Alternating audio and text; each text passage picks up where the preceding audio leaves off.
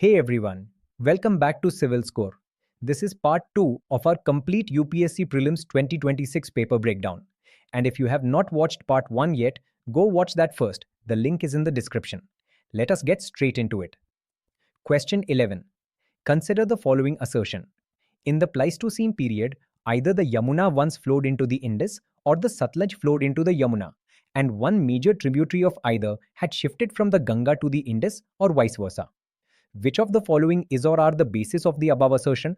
1. The Nadi Sukta of the Rigveda. 2. The explorations of the Sutlej and the Yamuna by Robert Bruce. 3. The photic presence of the same species of dolphins in both the Indus and the Ganga river systems. Select the answer using the code given below. A. 1 only. B. 2 only. C. 1 and 2. D. 3 only. Answer is option C. 1 and 2. Both pieces of evidence support the assertion about ancient river course shifts during the Pleistocene. Information 1 refers to geological and geomorphological evidence, including old river channels, dried riverbeds, and sediment patterns. These show past connections between the Yamuna or Sutlej and the Indus system, consistent with the Ghaggar-Hakra dried river theory.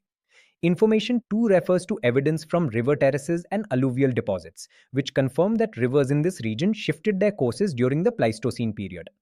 Information 3 alone is not sufficient to establish the assertion. Together, both 1 and 2 form the geological basis. Next question. What does an empty seat represent in early Buddhist iconography? A. The meditation of the Buddha. B. The Buddha's first sermon.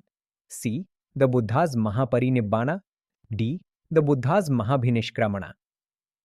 Answer is option A, the meditation of the Buddha. In early Buddhist art, the aniconic phase, the Buddha was not depicted in human form. Events in his life were shown through symbols instead. An empty seat or throne represented his meditation, specifically the attainment of enlightenment under the Bodhi tree. Each symbol has its own distinct event. The Bodhi tree itself stands for enlightenment. The Dharma Chakra or wheel represents the first sermon at Sarnath. Footprints represent the Buddha's presence. The stupa represents the Mahaparinibbana. The Mahabhinishkramana, the great renunciation, is shown through a riderless horse. The empty seat is uniquely associated with meditation and enlightenment. Question 13. Which of the following pairs of ancient and modern names of rivers are correctly matched? 1.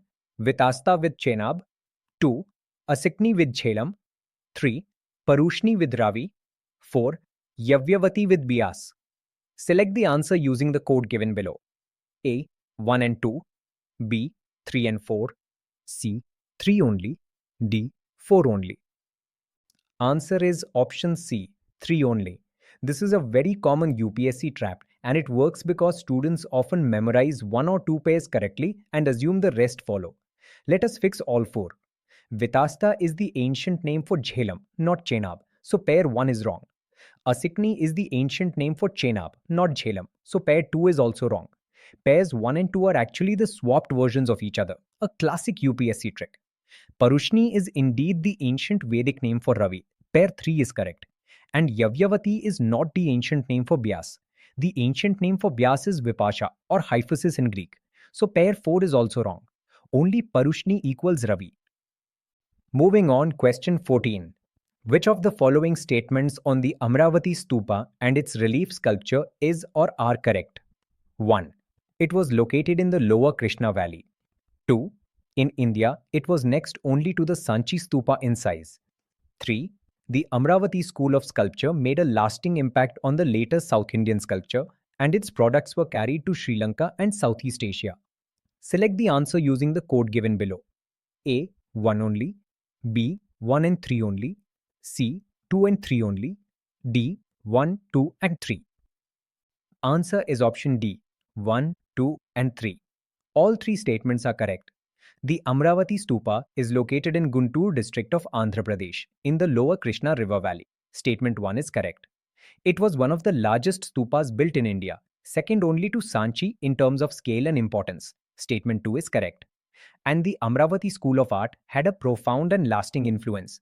Its sculptural tradition spread not just across South India, but also reached Sri Lanka and Southeast Asian countries. Statement 3 is correct. Students often doubt statement 2 and mark B or C. Do not let that doubt cost you a mark. Question 15. Which of the following pairs of the king and his dynasty in early historical Tamilakam are not correctly matched? 1. Senguttuvan, Chera. 2. Udiyanjeral, Chola. 3. Nedujalian, Pandya. Select the answer using the code given below. A. 1 and 2. B. 2 only. C. 1 and 3. D. 3 only. Answer is option B. 2 only. Early historical Tamilakam had 3 great dynasties, the Cheras, the Cholas, and the Pandyas, all well documented in Sangam literature. The key kings and their dynasties are standard prelims knowledge. Karikala Chola belongs to the Chola dynasty. Nedunjalian belongs to the Pandya dynasty. Senguttuvan, also known as the Red Chera, belongs to the Chera dynasty. In this question, only the second pair is wrongly matched. The remaining 2 are correctly identified. When you see a question asking which is not correctly matched, always verify each pair individually rather than eliminating by elimination. Question 16. Which of the following factors contributed to the formation of the forward bloc by Subhas Chandra Bose in 1939? 1. Bose failed to win the confidence of Mahatma Gandhi. 2. The Congress left was disunited and failed to support Bose. 3. The Communists did not support Bose in his endeavors. 4. The supporters of M.N. Roy and socialist leaders like Jayaprakash Narayan preferred Congress unity to supporting Bose.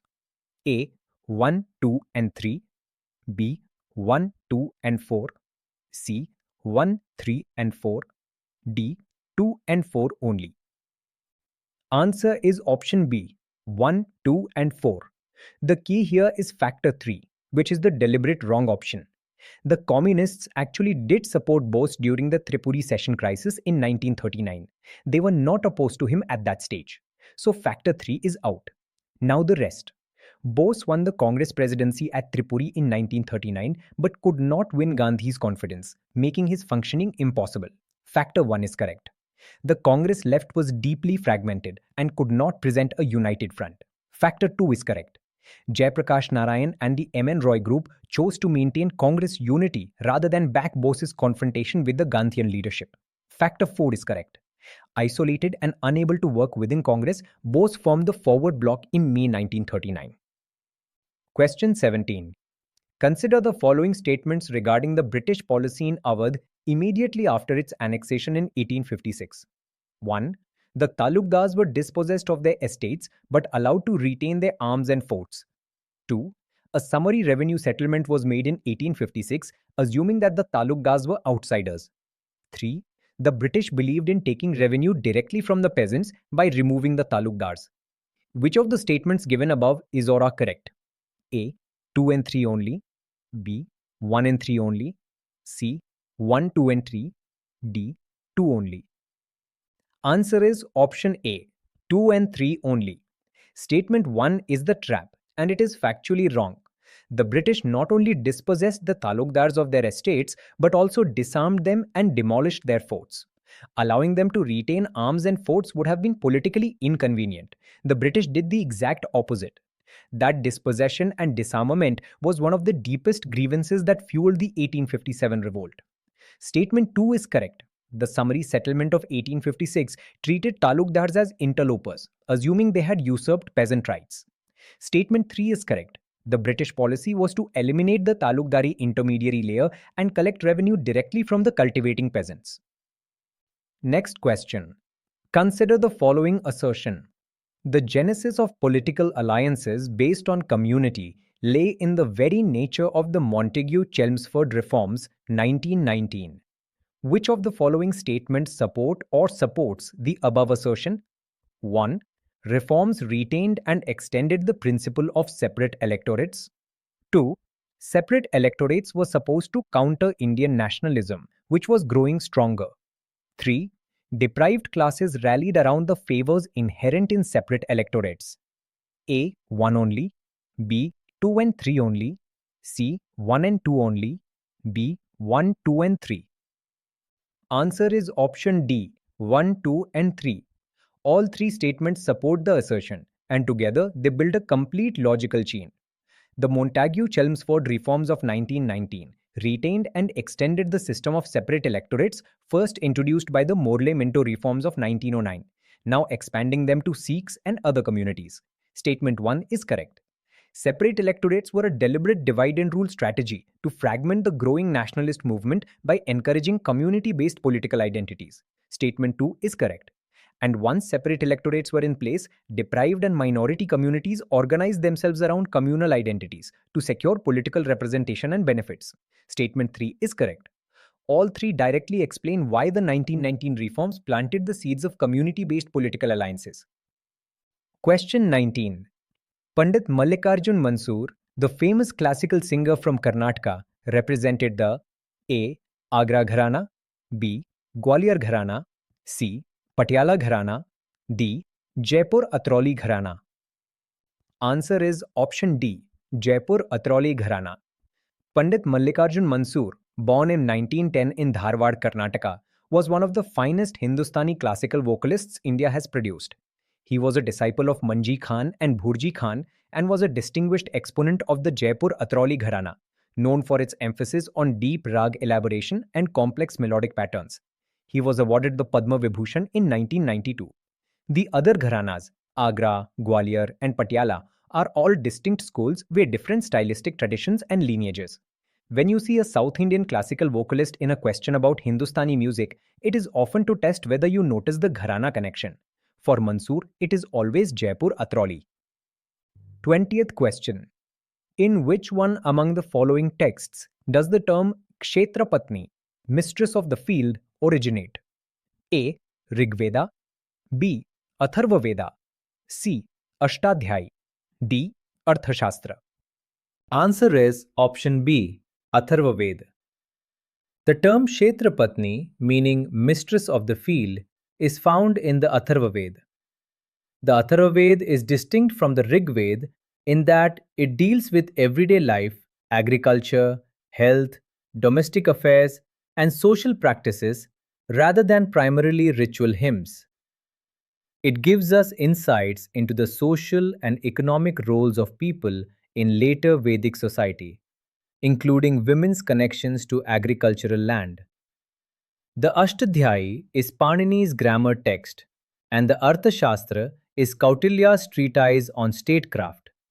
Neither would contain this term in its origin. The Rig Veda is the oldest of the four Vedas, but this specific term is attributed to the Atharva Veda. That is questions 11 to 20 done. 10 more down and we are making our way through the entire Set A paper together. Part 3 is already on its way, so hit subscribe and turn on notifications so you do not miss it. Drop your score for this video in the comments below and tell me which question gave you the most trouble. See you in part 3.